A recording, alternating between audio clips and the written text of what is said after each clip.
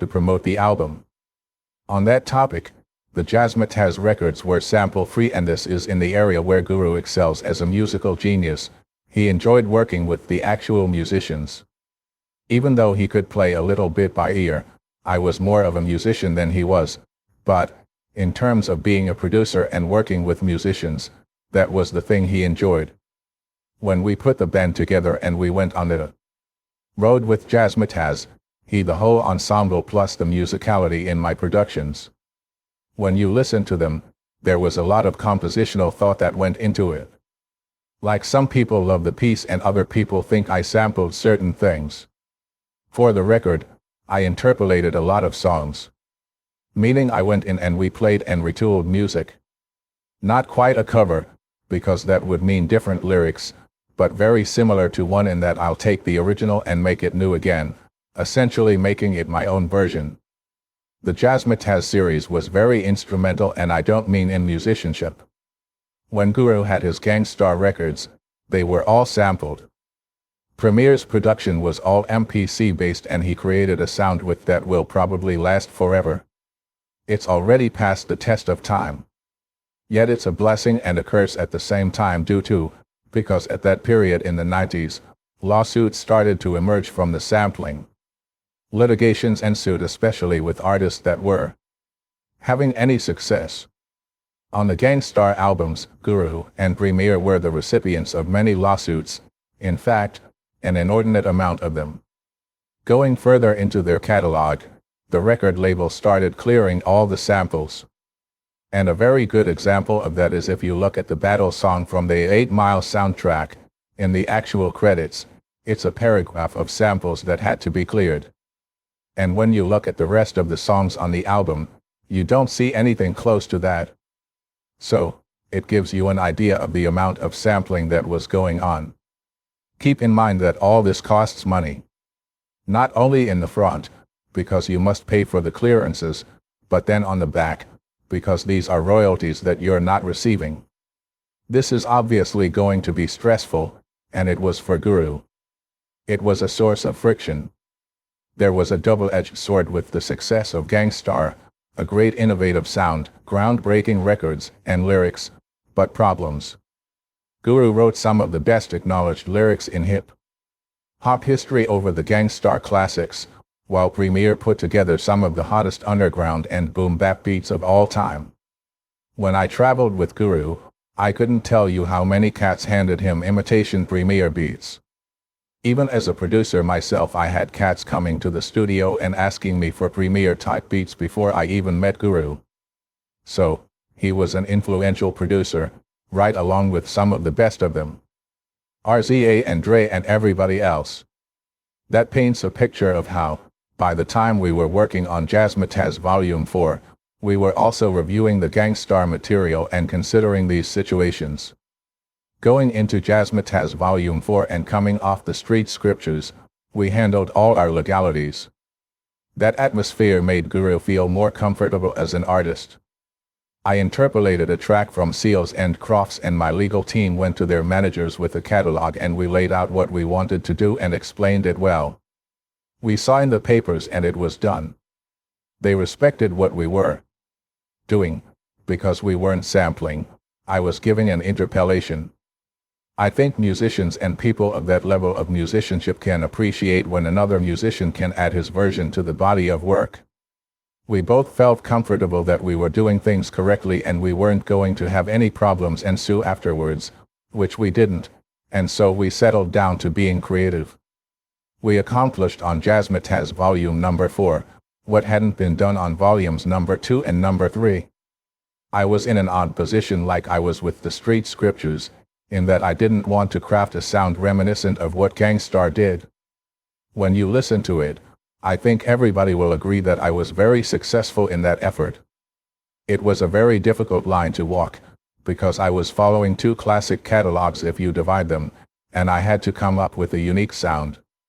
Guru, equally, had to come up with the lyrics and sound that made a fresh new album and not just a rehash or lowercase version of Gang Starr. We didn't need people listening that would say, "Oh, he is just a want to be Premier," so I walked that tightrope and I walked it well. I danced right across it as far as I'm concerned. With Jazzmatazz Volume Number 4, I faced a similar situation. They were a creative set of albums musically, but at the same time, I now had to come up with a fresh version. So people who were listening to Volume Number 4 wouldn't say it was just a best of for Volume Number 3 or say, I was just reinterpreting volumes #1-3. These were the dangers that I faced going into Volume Number 4. The need for fresher concepts not only for me, but for Guru. This was an artist that was entering a new phase of his life and career, and his level of excitement had to be there. If he wasn't amped about the music or passionate about 7 grand records, he wouldn't have had a second wind in the industry like he did after Gang Starr. None of what we did was designed to erase everything. Jazzmatazz Volume 4 was not designed to erase volumes #1-3 but to enhance and take the platform and the catalogs further. The same thing with the Street Scriptures. Even though it's not a Gang Starr release, it wasn't created to take away from anything that they did or to point out any weaknesses from before me. It was simply to excite Guru as an artist that was entering into a different phase of his life. The phase that people said could never be successful. Namely, all his old contacts that he had to get rid of, from managers, lawyers, and hanger-on deadbeats. The Associated Riffraff will say. People pointed out the names of artists in industry who tried to go out and do their own thing outside of a branded group but failed. And several of them did fail, but Guru didn't. The Street Scriptures had a financial and touring success and opened the door for Jazzmatazz, which now we saw as a high-ticket item. Something that, if we did well, could cement the whole label. And we did. We sat down and I gave him a concept. Look, it's you. You're reinvented now and refreshed. Still, some of the rappers from Guru's era started doing these albums, rapping about the same things they were back when the first came out. Guns, drugs, hoes, pimpin' and whatnot. For me and Guru, we saw that as somewhat ridiculous. When you first came out with those albums, it made sense. It was totally believable that you were in the streets like that, but now, we knew half of those cats, and how they were living. Which was not in any way like they portrayed. They were not in the streets doing those things as middle-aged men, with mortgages, wives and kids, if not just child support. Me and Guru didn't see that as a viable way for us to be excited or comfortable making an album like Jazzmatazz Volume 4, which was a concept that hit Guru right where he lived. He started writing and I was producing like crazy as we began putting the tracks together, and so that became the theme, the rebirth. The ultimate reborning of the man, but as the man he had become after all he'd been through. All his experiences in music and in life reflecting in his art made this period of his life a cleansing one. Like I've said many times about Jazzmatazz Volume 4. When I went to see a Bruce Lee movie, I didn't give a damn how old he was. If he looked good, and he was doing his thing right, I was with him, and I told Guru the same thing. That's the way people are going to be with us. We were not going to pretend to be younger than we were, because we were middle-aged or approaching that when we did Jazzmatazz Volume 4. I was in my late 30s and he was in his going into mid-40s. What was the point in going out and pretending we were teenagers, especially if we were not going to write music like that? He was totally with it. We went well beyond that, in that there is such a rich history in hip-hop and music that hadn't been told, including its influence from jazz and other fusions. It seems like every generation or new school of music gets further away from the root of where it came from. He and I wanted to keep the bridge open. We saw that in the 2000s with this disconnect from what came before. Whereas in the 90s we were more connected to not just the current hip-hop, but what we stood. Moment of truth. On from greats of the 80s on back to the beginnings of hip-hop as we know it. What we were seeing in 2000s was alarming, because it became music that doesn't really resemble hip-hop. Some of the stuff coming out the South, I called the pseudo hip-hop, because it's not hip-hop in my mind. The artist coming out didn't honor the work put in by Grandmaster Flash or Kool Herc or anybody like that, and they were quick to point that out. Don't get me wrong, some of these acts had real talent and put out cool hits. I'm just saying it in no form resembled the primary flavorings of hip-hop to us, nor did they appear to pay any homage towards it, like we had done. But Mystical's records in the beginning of 2000 were amazing, and Cash Money's stuff was incredible.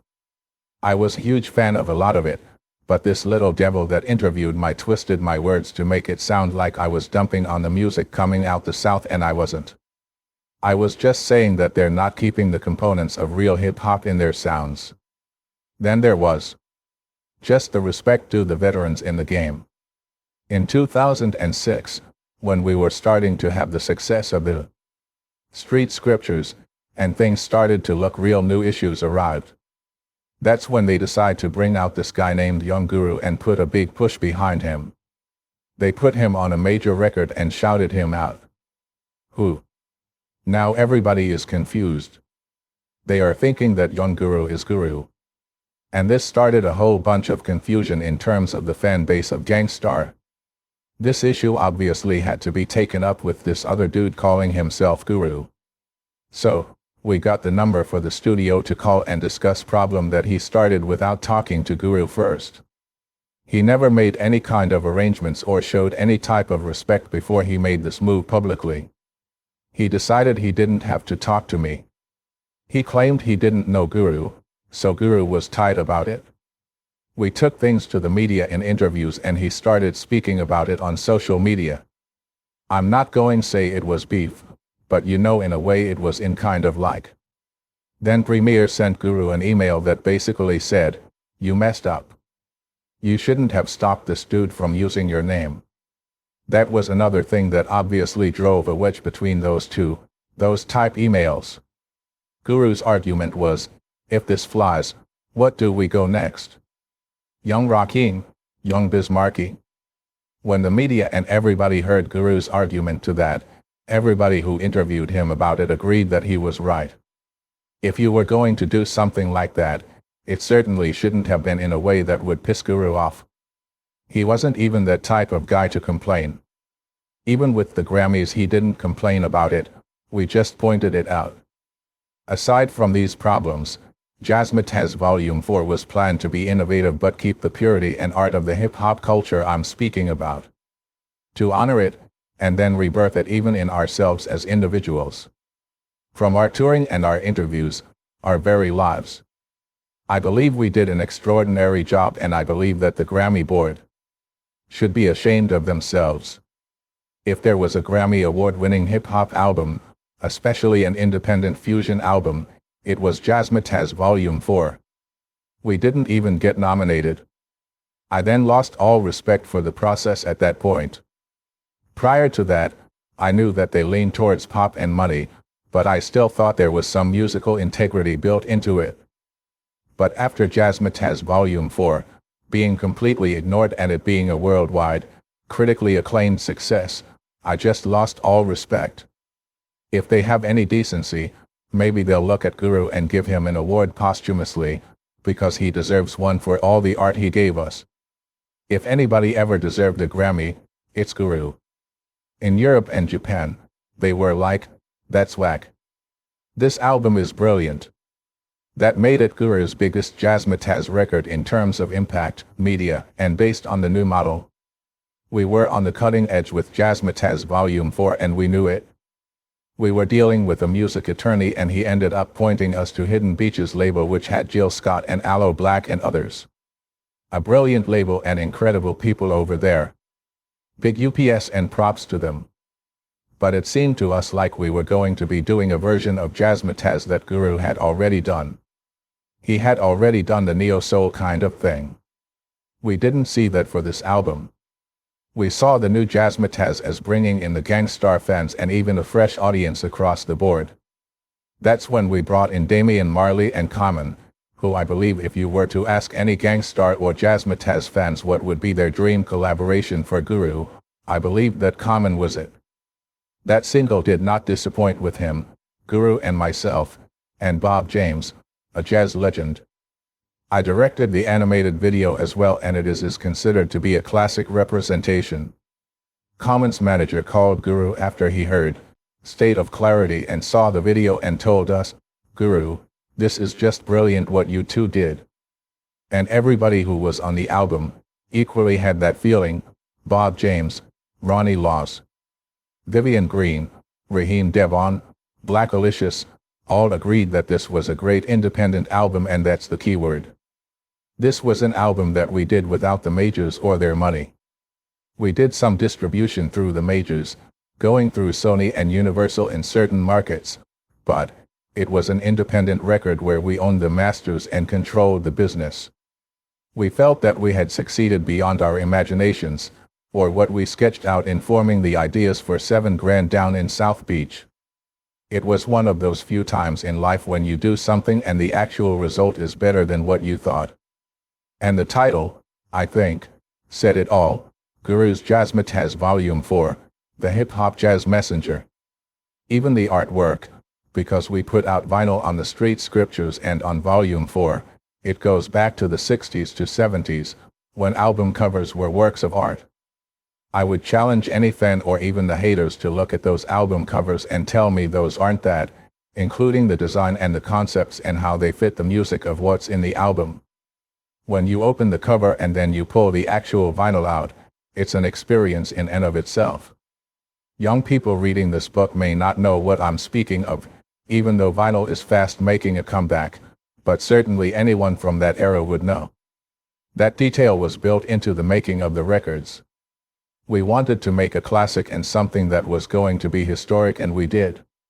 Looking at royalty reports for the whole catalog, and as we dropped the Street Scriptures, we saw a spike in the Gang Starr sales and some of the Jazzmatazz series as well. And then we dropped Jazzmatazz Volume 4, which was a much bigger record, and it spiked everything. This is exactly what we were thinking all along, that these albums could be all united. Somehow, at EMI and these other records companies Guru was with before, they came up with the schizophrenic idea of splitting Guru into two. That Gang Starr is Gang Starr and Jazzmatazz is Jazzmatazz, and never the two shall meet. They're like dirty words to each other, and they never did meet musically. There was never any successful touring of Jazzmatazz, and while there was some successful touring of Gang Starr early on, by the time of the owners it was tour support. And even in the beginning, Guru wasn't too sure how much was tour support and how much was actual profits coming from them. During that period, I decided to put together a band, at least a core band. We got other prominent musicians to feature on our tours. So, I put together 7 Grand players, the band, since Guru never had one. He often said he thought it was the best and that enthusiasm for it kept him hyped. This wasn't the first band I put together. Back when I was younger, before I even dreamt of success, I assembled one just for the fun of it. Since putting together hip-hop groups was something like assembling bands, I drew on that prior experience. Even though I arranged what I thought would be a great group of musicians, I realized early in the process that these aren't necessarily going to be people that I liked in a band. Moment of truth. I knew I would have to go with the musicians that fit what we were doing and get it. That could pull it off night after night, day after day, even if I didn't like them personally. It's not about liking the person. It's about them doing their job. Equally with some of the people we dealt with while touring, with some of them being nice people who I considered friends for life, others were straight-up scumbags. Having a bad team member affects everything on a tour, even on what seems like simple stuff. After my situation with food poisoning in Austria, I stopped eating meat in Europe. When I first went abroad in 1999, without Guru, that was around the time of the mad cow disease scare, and I stopped eating meat in Europe then. I became vegetarian and I would eat a little fish, something pure like smoked salmon, but nothing adventurous. So basically it was just vegetables, rice, pasta, pizza, etc. Once I came back to the States and was feeling and looking good, Guru started asking me if I was losing weight, and commented on how healthy my skin and everything was. I decided, if I'm not eating meat over there, Why should I come back and do it? He agreed and we both became vegetarians full time. He just looked at the effects it had on me and said, "It can't be bad. Why not me too?"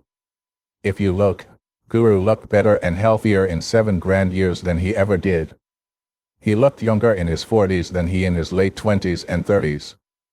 But once he changed his diet and started getting fit, the haters, smut peddlers and the defamers tried to say that all that was because he had cancer.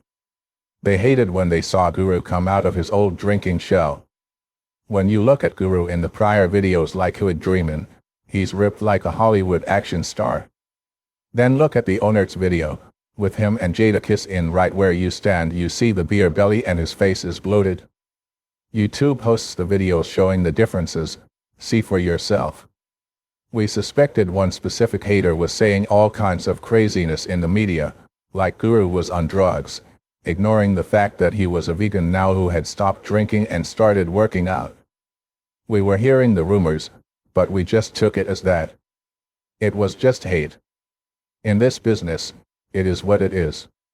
Our diets even led to more issues with that same no-good tour promoter we had while in France. It is really what broke the camel's back as far as the last straw. First it was the money problem. We did the show and I called the States, checking on my money. We were getting ready to head to London after that with a whole 10-piece band. It's a lot of money involved with that many players, obviously. I got reports from my people in the States that the money hadn't hit the accounts. I was telling Guru, this is the second time that this money isn't there. Now I had to handle this dude who was acting funny anyway. We were at the end of the show, wanting to get our food and go back to the hotel. Now fully vegan, me and Guru had asked for salads beforehand. We came off the show to find he had swine cold cuts for the band, which means me and Guru didn't have anything. By then I was truly pissed. I've got money that's not sitting right again, no food, and he's telling me they didn't have what we wanted. Yet we go find him sitting down with the French promoters who are all eating big bowls of salad. I went off. It's about to go down with me and you. When we get to the hotel, you better be ready. You're the tour manager and we ask you for food. Then you throw some funky-ass cold cuts to the band. They don't care, because they like that sort of thing, but me and Guru we're the stars and we get nothing. And not to mention this money situation that I've been letting you skirt. Every time I ask you, you're like I don't know, I have to check, I have to see what happened with the transfer. I'm tired of hearing that. A tour bus is not unlike a school bus when everybody knows there's going to be a fight. Everybody is buzzing, oh shit. There's going to be a fight, I want to see it all. That's how the ride to the hotel was. They knew what was going down and they knew my personality. I'm a very fair and civil G, but peace don't mean pussy. It never did. When I confronted him about it, he wasn't forthcoming with the money or an answer on how he was going to deal with this problem of disrespect. So, like anybody raised where and how I was, there was no question as to what point I needed to put hands on him. We got off the bus and since he was bigger than me, he was looming there waiting for my bop. I hit him with that right and he was done. Stunned in La La Land. He managed to grab me to put me in a bear hug. Again, I could have really tapped him up good since my hands were free, but I didn't want to bust him up too badly. Guru yelled, "Yo, let him go," meaning let me out the bear hug, before I started throwing elbows and really getting his head. He knew what I was capable of. So, Guru grabbed him, pried us apart, letting me loose, and broke it up. You could see the promoter got hit, but nothing crazy. I didn't beat him bad, like knock out his teeth, but you could see he got touched up. I didn't rearrange his furniture per se, but he took a tapping and instead of taking his tapping like a man, he ran to the French police while we slept. We were staying overnight in a little town in the South France where we'd performed, and after the incident, he had them come get us at 6 in the morning. I heard them banging and said, "That's not our ride, it's the cops." They came in, Oh, Mr. Moshier, you have to go to the police station. All right, whatever. I gave the band instructions. You'll just fly to London and we'll catch up to you right after I straighten this out. Then the police went to Guru's room and they asked for Keith Elam. There's no Keith Elam here. I'll go look for him. I'll go get him for you, Guru said and then stepped out past them in the hallway and jets. He started running and they chased him down the hallway. I'm saying, Guru, we're down here in the south of France.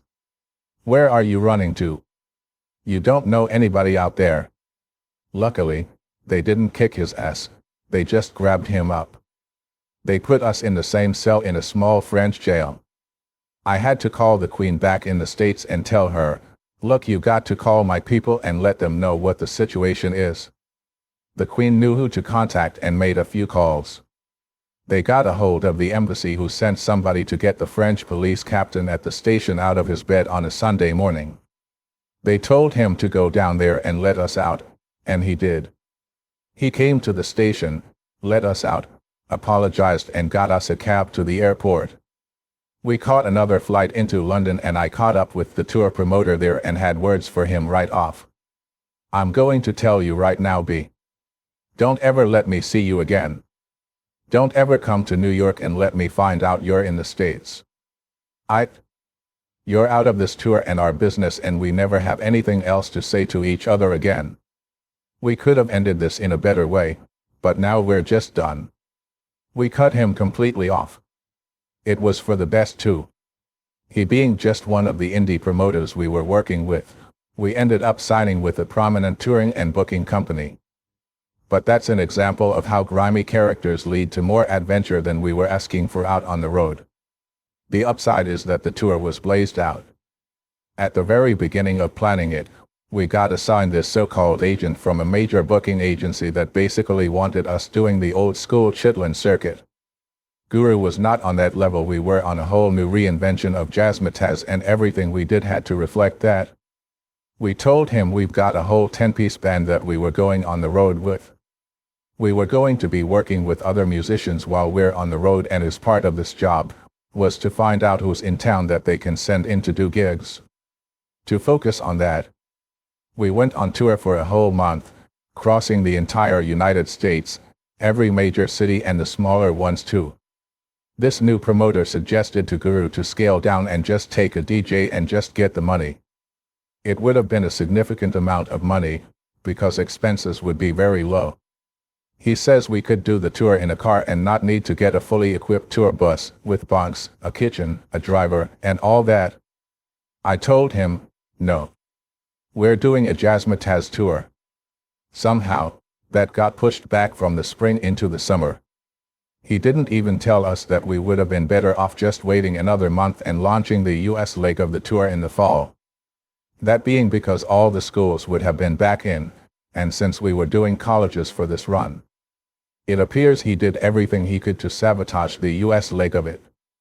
Even though we went out in the summertime, it was still successful. We still had the full band and a tour bus too, so the US promoter warned, you're not going to come back with much money. I kept it real. I don't give a damn about the money, dude. What's wrong with you? I know when it comes to these white rock acts you're not telling them that. You get what they're trying to accomplish. So, Guru's supposed to do the chitlin circuit and that's all he's supposed to be.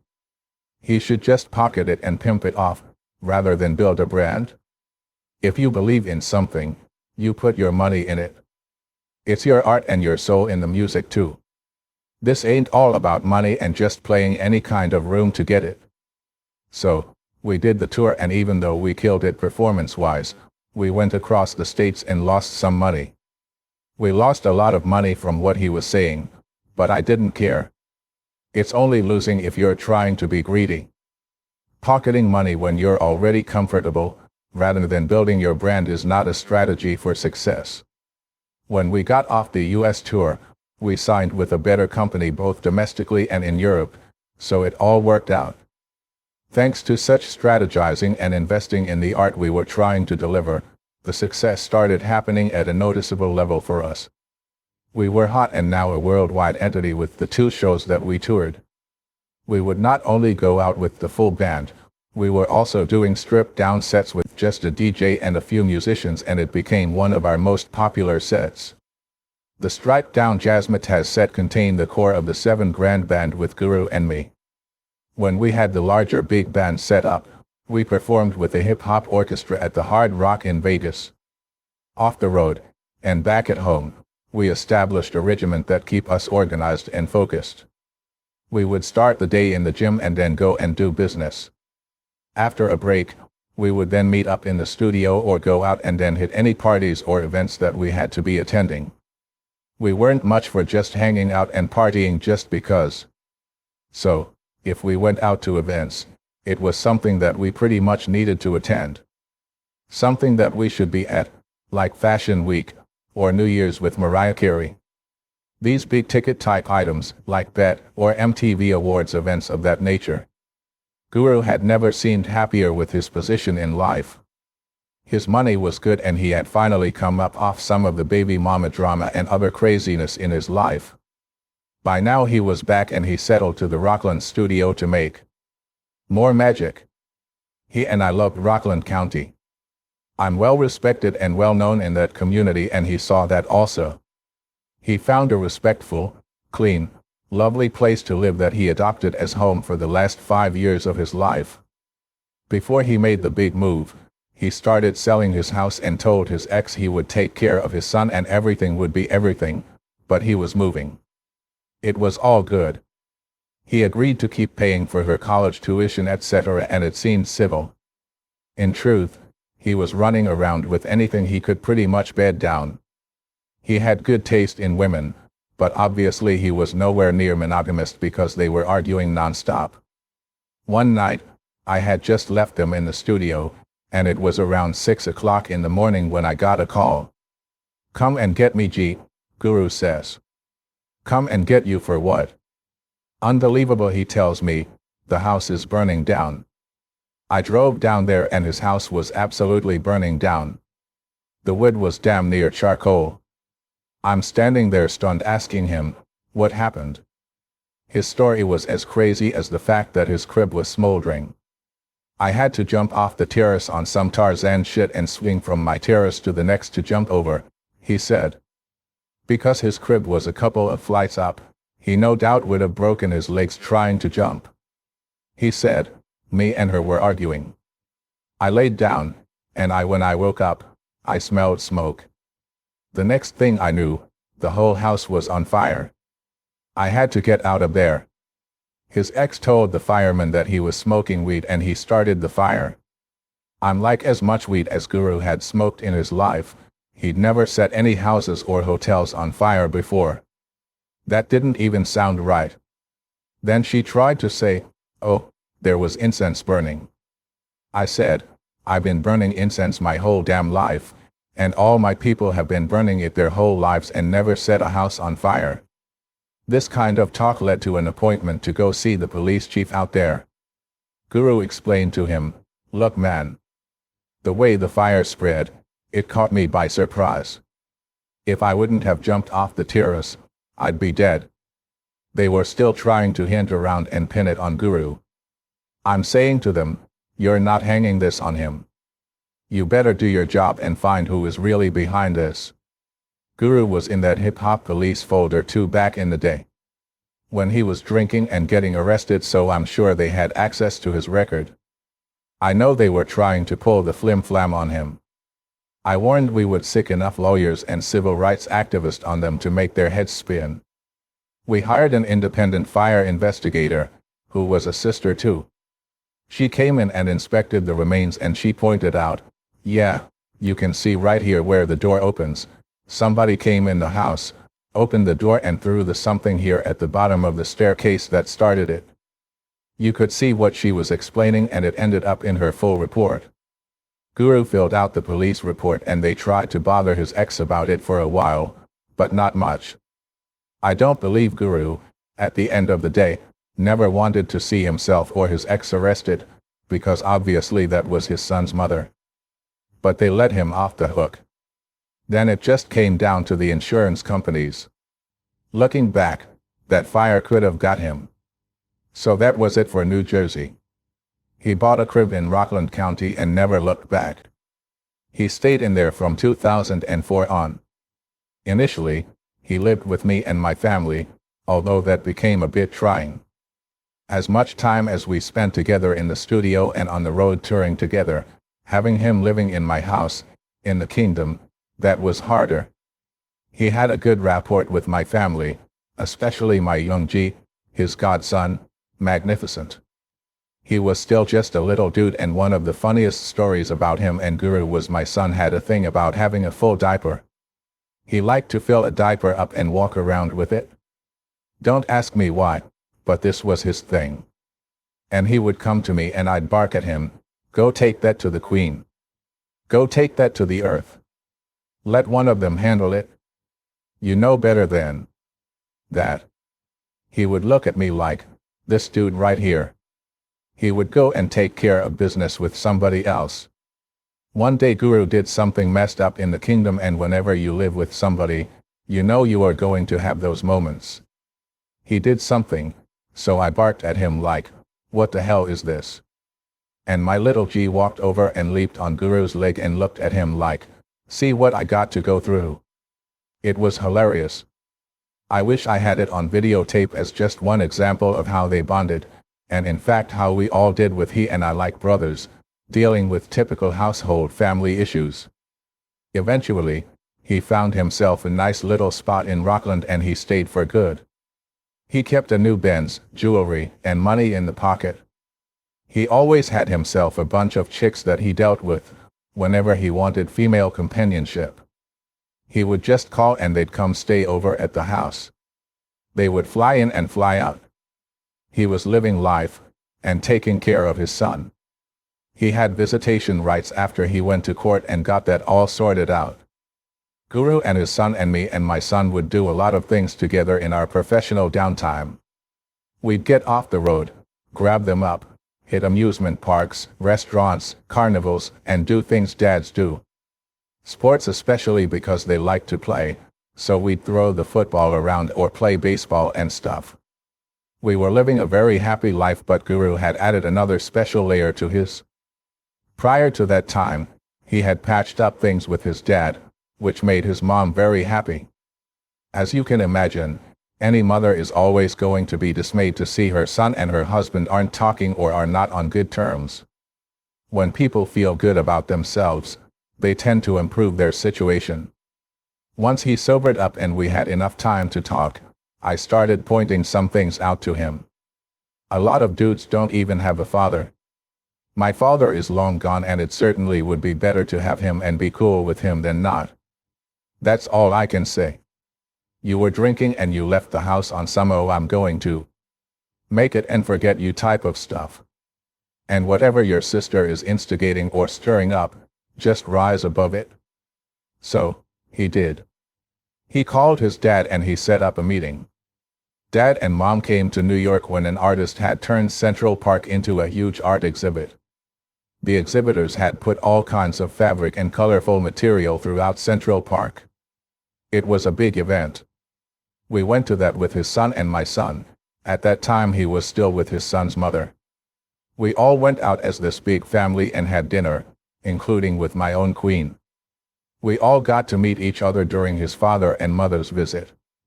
His mother really loved me, and she literally called me an angel. And Guru's father, he respected me. He saw the type of man I was, and keep that in perspective. Before Guru had met me, the artist that he was working with, and all the people were depending on Guru to make their lives successful. Whereas when Guru met me, I already was. I had done things in the music industry independently, and made a good dollar. And I invested well in various business pursuits I had in New York, like real estate and so on. When he first came to see me, I had a bigger and more expensive house than his, a brand new Denali and a brand new Camry, Toyota, and a custom classic European Mercedes-Benz. He was very impressed with that, and it was never in his mind that I needed him for money to help me pay my bills and support myself. I think that also made him feel inspired. Early on, In the beginning of our introduction, to anybody who would listen he would say, "Solar's got his own money. He don't need me." People would try to tell him, "Oh, Solar is trying to use you," and he would joke, "Use me? Hell, I could use him. I got to borrow money from him half the time." The reality is any love and respect I got, I earned, and not per Guru. I earned that out of being the man that I was, by taking care of business, my family, and responsibilities. I wasn't under any type of indictments or child support edicts, or anything of that nature. I was okay. By 2007, Jazzmatazz was a hit. The Grammys shunned us, but who needs a Grammy? That's how we were looking at. We were now touring and making money. Guru was traveling the world, and I mean everywhere. We did 3 sold-out world tours in a couple of years. We went to one place called Tenerife, in the Canary Islands, where the hotel was built into a mountain. Blazed out. We came outside of our rooms and there was a peacock waiting. I named him Pete. Wasn't anything in there but rich European money. Money, money. Not fake hustler cash, but old vampire coins. And I guess them nor Pete the peacock had ever seen dudes from the hood. We went to a lot of places like that where they had never seen homeboys from the hood. Pete, I think, had a thing for us, because the whole time we were there, that peacock followed us around like a dog. He couldn't get enough of Guru and Solar. That was just one of the more exotic places that we stayed and one of its most colorful characters. The rest of the trip, we were inseparable from Pete. The touring machine of Jazzmatazz was just amazing. And Guru had never done that with other Jazzmatazzs. He never toured extensively, had his own band, or a successful touring brand backing him. When we went out, we performed everything from the new catalog, the classic Gang Starr collection, and of course the classic Jazzmatazz. So even though we were billed as Jazzmatazz, the fans and the people knew that they were going to get a mixture of everything. The best of, if you will. The reality is we made a successful concert brand. The other side of that is, bands that can go out without tour support, gain a certain type of reputation. An example would be Fish, Grateful Dead, and Parliament Funkadelic. I think that at some point they just became their own entity, like George Clinton. They went out and toured and made money all without any tour support involved, meaning without any money from the record companies. We then became that, a touring brand do so profitably, without any third party involved. Not being in debt to anybody, this is clear money. Unlike when you take tour support, you go deeper in the hole.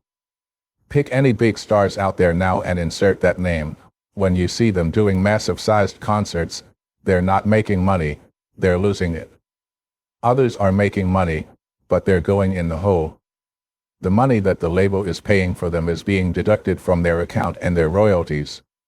Nowadays, it's even worse touring, because they've come out with something they call the 360 deals, which industry professionals will understand the intricacies of. Although we launched the label while other ones were going under, we invigorated both the old brands, Gang Starr and Jazzmatazz, proving the haters and naysayers wrong. One promoter told me that some of these groups will go out on tour, one super phenomenal hip-hop group from the same era for example, and these dudes won't talk to each other. They could be all 4 in vans sitting together, and if one wanted to say something to the other, they would ask the promoter, "Tell so-and-so such and such," and the guy is sitting right next to him. People have heard and read about these things in hip-hop gossip rags, and it is unbelievable. Guru didn't have go on tour with somebody that he wasn't getting along with. Other artists had to do that to eat, but he didn't. Guru died as a man, without ever having to compromise his position as one or sell out. And the way things went down and shook out, he was right. Chapter 5: Take It Personal. The success of 7 Grand launched both of our dreams of owning a successful label. I hadn't aspired to be famous, and all the negatives that come with fame were not elements I anticipated having to deal with either. Make art, and if the art is good, make money. If fans are feeling it and we rocked out stadiums with 50,000 screaming hip-hop lovers, then you might get famous at it too. But just like I told that one booking agent who tried to put us on the Chitlin circuit to make a few coins, it ain't about that. I could take the punches in the mainstream that came with haters seeing my new position alongside Guru. But Guru took it personally. In the sense of, he never had any other artist or other professional relationships that he was so beat up for, or accused of gambling his career on. Essentially, people were saying, oh, you're throwing your future away with Solar. That means the success spoke volumes on a multitude of levels for both of us, not just proving them wrong about me, but defending the art we were creating and the brand we were building. Once he had his successful label, which had a bright future ahead of it, not only for him but new artists and media projects, including movies and documentaries planned. Many of the things we saw required first making the label successful and understanding how to market and bring all the brands together. Once that happened, we could start putting everything under one umbrella and thus an end to the schizophrenic nonsense of Gang Starr against Jazzmatazz, Premier against Guru and Solar, and all the ridiculousness around it all. We were harmoniously moving forward without getting into any of the dark, dirty areas of what was going on behind the scenes. When Guru and Premier both decided that Gang Starr was over, the only thing that they had left on their plate contractually was the Onert's album, which was the last album for Emmy. After the completion of that and whatever promotional obligations they had, that was it. And they both decided some years back, even before I came onto the scene, the magic was gone. It just seemed like once I came into the picture for some reason or another, then there were some hard feelings about it, whereas before it was accepted and that was that. As far as the management, marketing, and promotion, there was more put behind Premier than there ever behind Guru. His name was pushed bigger and harder, so Gang Starr in some ways became more synonymous with him than with Guru. Anybody can take a cursory look and think it's not often that the DJ overshadowed the artist. He co-produced a lot of Gang Starr's albums, and he had done the whole series of Jazzmatazz along with remixes for other big stars. He had his time, and then Guru had come out of an alcoholic fog to recapture his own moment to shine. I was only there to help, and we stayed out of the dark and dank past. We kept positive and moved forward as far as the public could see. We were rolling big, and to hear Guru say it, we were going to ride until the wheels fell off. A lot of their hate came even before Guru died. Especially once they saw that we had a plan that circumvented their wicked ways. We stepped up to playing huge festivals, some that never had hip-hop acts, and in major festivals with varied such acts as Ice Cube and Radiohead, The Ramones, Niles Rodgers, Gym Class Heroes, Rihanna, and Mariah Carey.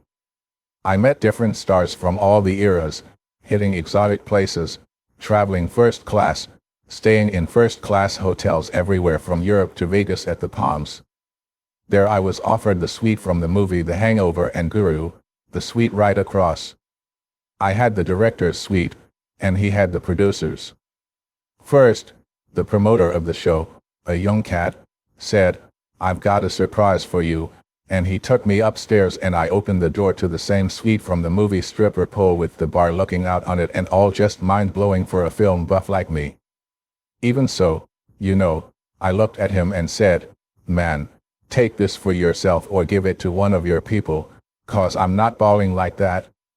After I do this show, I'm coming up here alone and going to sleep. We are going to get up early because we've got business to handle." He looked at me like, "Really, Solar?" I was like, "Yo, man, for real." He just smiled and said, "You're like the coolest dudes I've ever had the pleasure of working with." I assured him, "Nah, this is your suite." And that's how it often went. We never asked for first class. We never asked for a lot of crazy things on our riders. Our riders were very simple, some salad or some juice and vegetables.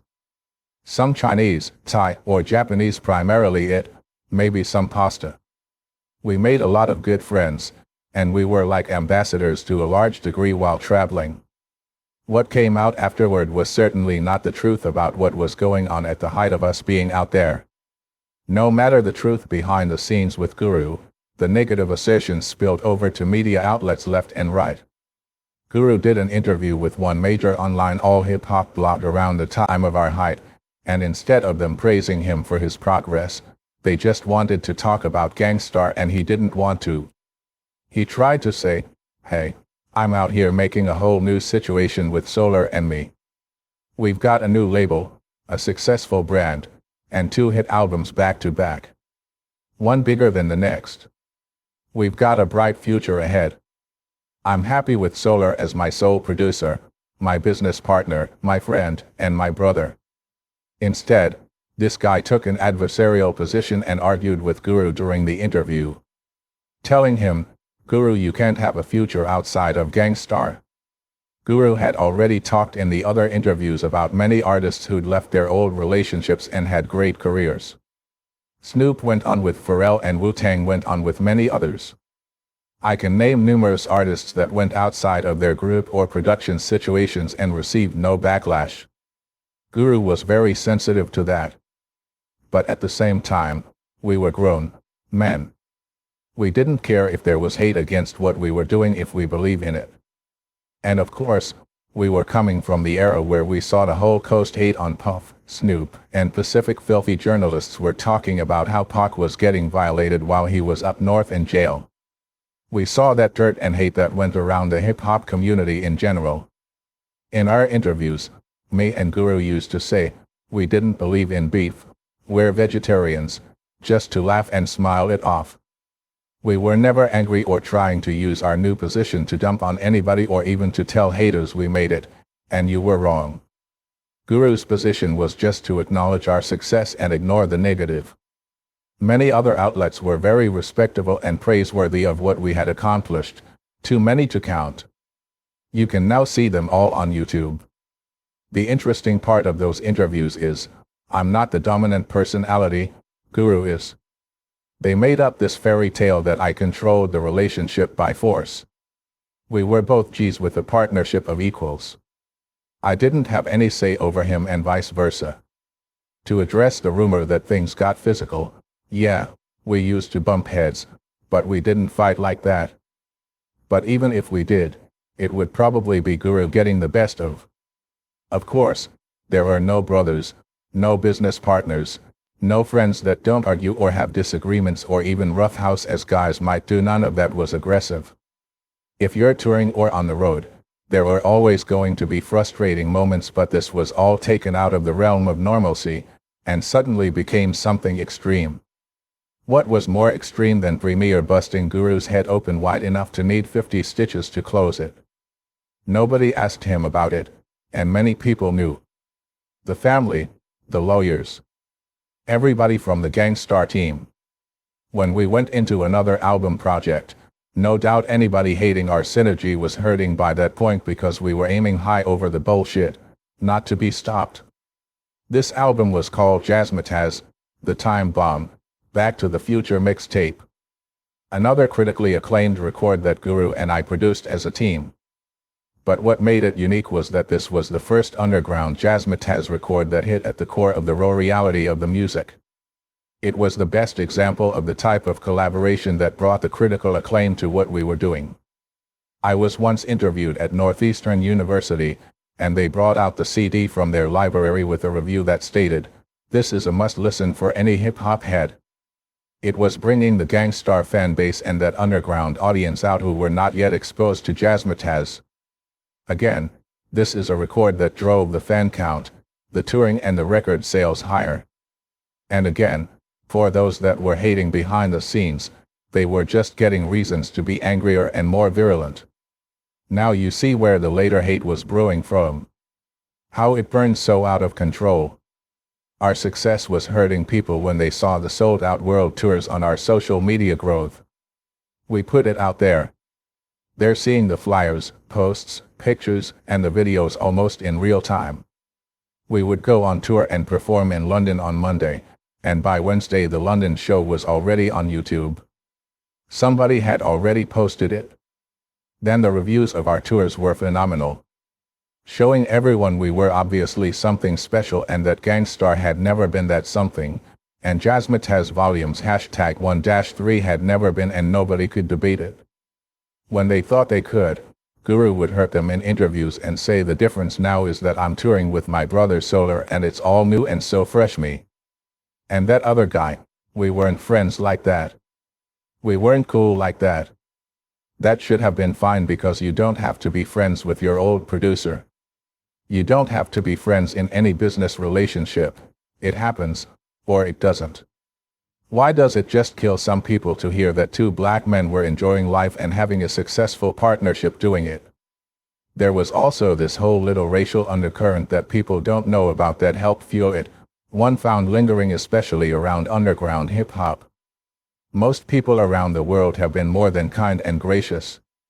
They acknowledged that we were now accomplishing things that had never been before.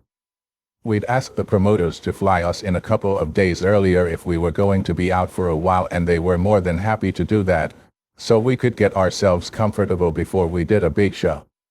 This way we wouldn't fly in and have jet lag then fly right back out, since some of those shows were back to back. We could get a little lead in and get ourselves acclimated to the time shift so and so forth. Most of the promoters, if not all of them, said they seldom got requests like that, to stay after, like the show in Tenerife and the Canary Islands. We stayed a couple of days afterward in a castle built into a mountain. Just unbelievable luxury. I'm not a luxurious type of person regarding materialism, but it would be remiss if I didn't tell the fans the type of success that we had. This is why you're reading this book, for me to tell about the upsides, because nobody else bothered to do so in Guru's lifetime. To talk about the things he saw at the height of life, and all he got to enjoy before his return. But I'm not trying to say it in the sense that we were just bawling out our minds and it was all crazy ridiculous spending, no. But it was certainly something to behold when you were an artist who started out in a culture that kept it to the streets, but had blown up globally enough that dudes from the hood could be hosted in cliffside castles. It's been a blessing to do the things we did and see the places we saw, and be among such amazing people. Guru felt the same way. This was all very new to him because he hadn't experienced most of what we were living and didn't have a friend to experience it with. Even now when I travel without him, it's not the same. The way we traveled together was dope. If anything, Guru and I could argue is that there were some millions of dollars we probably should have seen and didn't. And honestly, I can't say for sure that those millions weren't already on the way. If Guru had not been murdered, I believe that money would have come. But it didn't come as quickly as we saw it come in for others. That's a fact that caught Guru's attention. He felt that with the level of success and work he put into, there should have been a larger financial compensation all along his career. We saw others get much more for less work than Guru and I put in. That's a fact. But again, we just accepted that this is just all a part of the territory. One notable show we did in this period was in South Africa, Johannesburg. Guru and I had never been to Africa, so this is a dream come true. We got there and were welcomed as heroes. They used the prison that they held Nelson Mandela in for the reception. They arranged the dinner with luminaries of the entertainment industry, MTV, and Joburg politicians. It was a major event. They took us on a tour of the prison and showed us the cell that Nelson Mandela stayed in. I'm not a crier, but I had tears in my eyes. This man is one of our heroes, and now this is coming full circle to what drew me and Guru together originally. We had all these major shared experiences. We both hated apartheid and were greatly influenced by Gil Scott-Heron's Say, What's the Word? Johannesburg. That musical energy was all a part of our DNA, and now here we were in the country being welcomed with dinners in our honor and with dignitaries inviting us to the University of Johannesburg to speak to their black youth. While giving our speech to the students studying mostly music or mass communications, we explained our mission and our goals as well as Guru's history with Gang Starr and Jazzmatazz. At the end of the talk, with no security, no ropes, or anything put up, they just mobbed us. The whole crowd descended on us, and I've never experienced anything like that. I was looking at the handler and pulled him to the side and asked, why is this not being managed? He replied, no, brother. This is the way we do things here in Johannesburg. This is the way we show love. So,